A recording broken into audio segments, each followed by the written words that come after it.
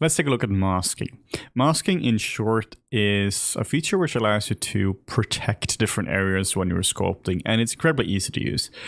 There are so many use cases for this, you can't list them up at all. But essentially, it means that if there are areas you don't want to sculpt on, you can easily protect them. So if we hold down the Control key and we just paint now, you can see that it becomes black. And this just means it's masked. So if you try to sculpt on this now, you can see that this is impossible to do. So you get some really cool effects from this. You can get these incredibly sharp lines. That's a really good use case. If you're projecting something, or in general, you just want to make sure you don't accidentally mess up an area like this. If you want to remove from a mask, you can hold down Control and Alt. Alt in ZBrush is generally like the opposite. So if you hold on a Control, you can paint. If you hold on the Alt key, you can remove from it as well. So really useful way to actually refine your mask. If you want to blur the mask, you can Control click on it as well. And now you can see that we're actually blurring the mask. We'll get some soft results. And if you want to invert the mask, you Control click on the canvas like this. Click outside the model. This is important. Control click on the model will soften the mask. Control click outside will invert the mask. So now we can invert it again. And now you can see we get this really nice and soft mask like this. You can click it a few more times and your mask is just going to get way softer each time.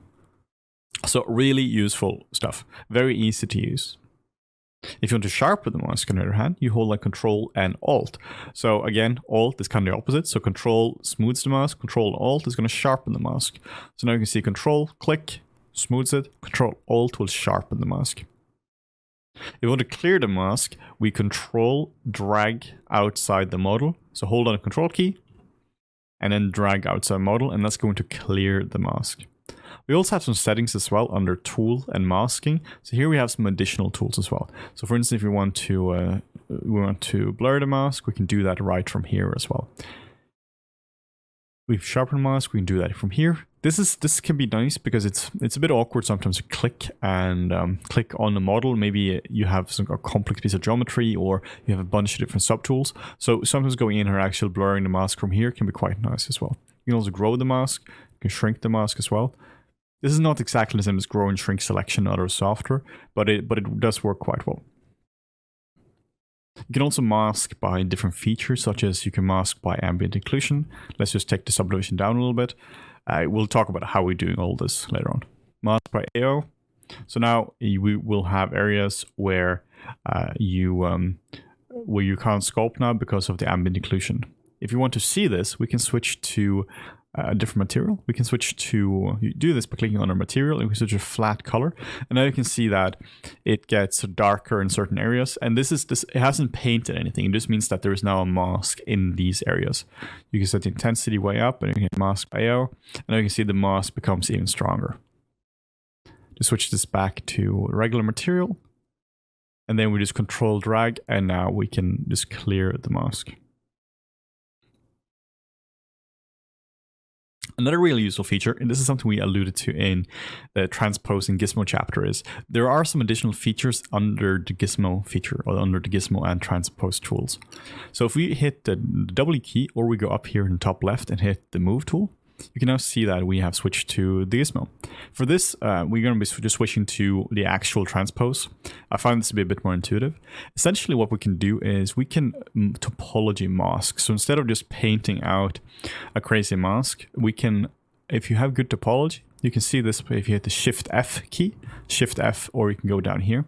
You can see the topology.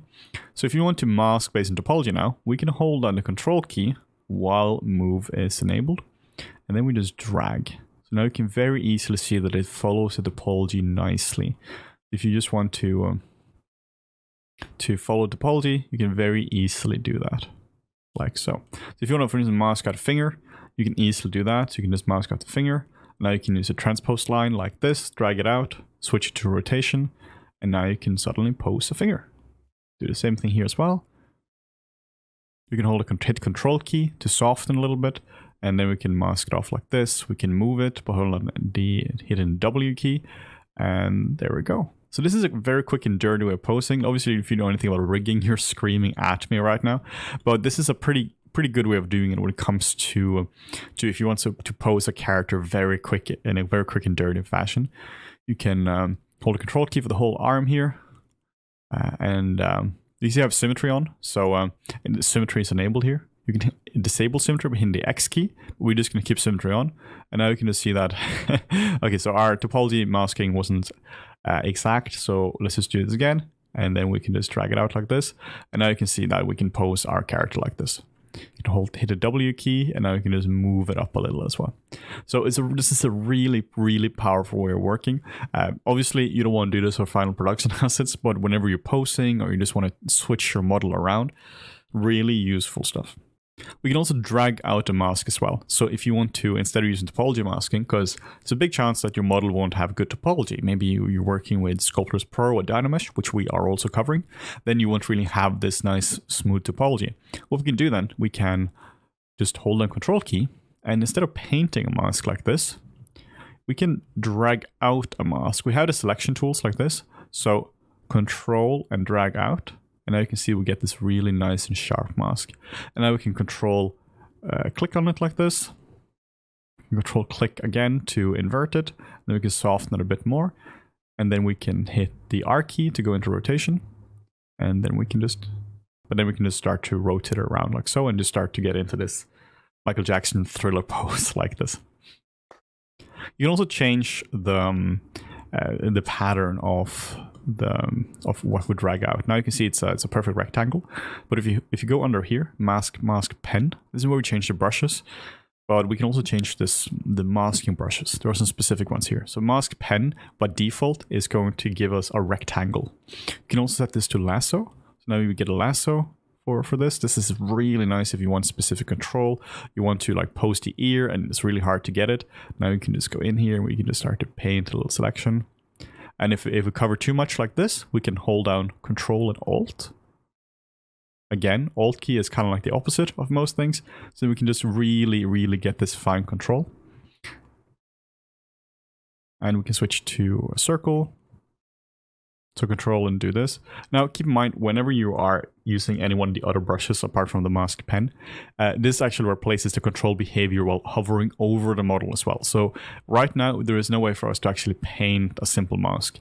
If you want to do that again, if you want to go back to actually painting, we're going to have to go over here again, hold that Control key, go over to the brushes, and then we need to set this back to mask pen. And there we go. So let's undo this, Control Z a few times.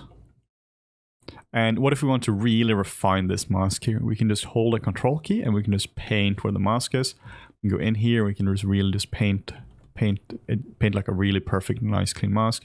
Hold down the Alt key and remove where it masks from, like this.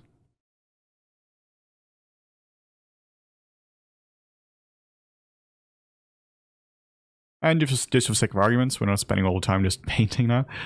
Let's show you how you can actually pose this around. So now we will, if you want to move the ear around a little bit, you can hold down the Control key and click. That's going to soften the mask. Control click on the canvas, not drag, just click, just tap it once. Or we can go to masking and inverse. And then we go to the transpose tool. And then we can just drag it out and we can just start to pose it around like so.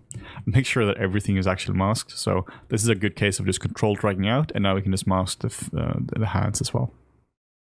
And then we can just start to pose it out like so. So I rotate it. So it's a very quick way of actually changing your design and just coming up with new ideas really quickly. Masking is used for all sorts of stuff. We can look at a few different scenarios later on as well. But in short, masking is very easy to use. With any brush active, hold down the Control key to paint the mask. Hold a Control Alt to remove the mask. Hold on Control and click to soften the mask. Hold on Control and Alt to sharpen the mask. And Control and drag outside the model to clear the mask. If this is confusing to you, you can always just stick to the features up here as well, the actual buttons. But again, it's one of these things that it sounds a bit weird, like it's very gesture based and you have to just remember them, but after a while it's just the most intuitive thing in the world. You can just quickly just paint a mask, you can sculpt something, you can paint a different mask, you can just sculpt, you can remove the mask, you can sculpt some more. It becomes very quick and easy to use after a while. So if you're frustrated with this, just give it a serious shot, and I promise you it's going to get easier.